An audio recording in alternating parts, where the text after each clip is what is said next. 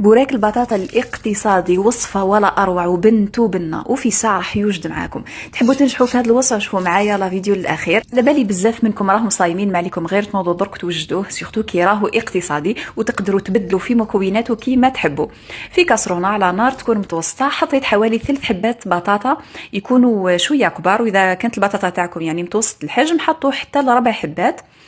تحطوا معاه شويه تاع ملح. بعد ما طيب البطاطا تاعكم تصفيوها مليح من الماء وتحطوها في البول اللي راح ترحيو فيه. تزيدوا معاه شويه تاع دبشه شويه تاع معدنوس. شوفوا هذه طريقتي، نحب نكه البطاطا تاعي بالدبشه والمعدنوس كامل، تولي ريحتها وطعم تاعها بالدبشه والمعدنوس. تجيك في مقله على نار تكون متوسطه، نحطوا فيها شويه تاع زيت حوالي 3 مغرف كبار.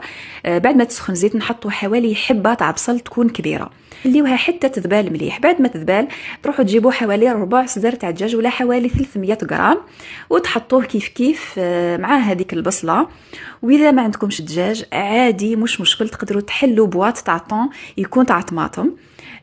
وتكملوا بنفس الطريقه. انا حطيت لهنا شويه تاع توابل مع الدجاج، اكيد شويه فلفل الحلو شويه توابل الدجاج، وتقدروا تزيدوا اي توابل تفضلوا الطعم تاعهم.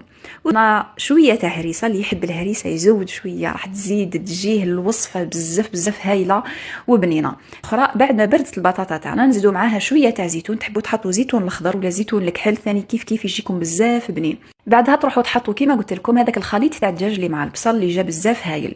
قلت لكم الدجاج تقدروا عادي تعوضوه بالطون، برك ديروا طون تاع طماطم ماشي تاع زيت. من جهه اخرى نحط حوالي 2 حبات بيض. مروا الورق تاع البوراك تاعكم مباشره. انا هذه طريقتي كيفاش نعمر الحبه تاع البوراك. نطوي الحبه شويه من الفوق، ولهنا كاين الناس اللي ما تحبش بزاف لافاغس في البوراك تاعها، حطوا غير شويه ولا نتوما وكيما حبيتوا. هذه الكميه راح تخرج لكم حوالي 16 حبه، 16 حبه تاع بوراك. وشوفوا راني عمرتهم مليح مليح. تزيدوا لهنا تحطوا شويه تاع فروماج اي نوع اكيد تفضلوه. تقفلوا على الحبه تاعكم. برك هنا نمدلكم تسمع نقطه لازم تردوا بالكم ليها.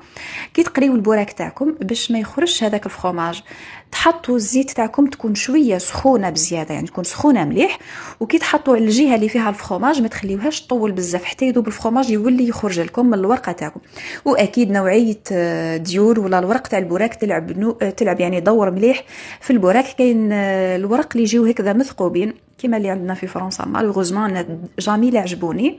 في الجزائر اكيد كاين بزاف انواع يعني ما شاء الله. الزيت تاعكم تسخن مليح، كي تشوفوا ولا تحسوا الفرماج تاعكم بدا يذوب تزربوا تقلبوا الحبه تاعكم باش ما يخرج لكمش على الاطراف، وتبدا الزيت تاعكم تطرطق وتطير من كل جهه.